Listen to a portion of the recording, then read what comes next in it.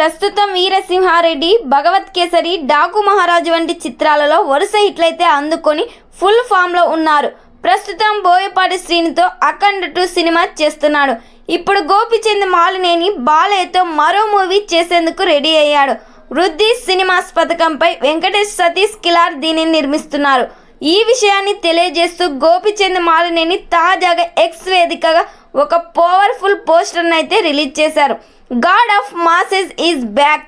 ఈసారి మా గర్జన మరింత గట్టిగా ఉండనుందని, బాలకృష్ణతో కలిసి మరోసారి వర్క్ చేసేందుకు ఎంతో సంతోషంగా ఉంది అని, ఇది చరిత్రలో నిలిచిపోయే చిత్రంగా కానుందని తన పోస్ట్లో పేర్కొన్నారు. నందమూరి బాలకృష్ణ నటిస్తున్న 111 ప్రాజెక్ట్ ఇది. ఇక బోయపాటి దర్శకత్వంలో బాలేబాబు చేస్తున్న సినిమా అఖండ 2.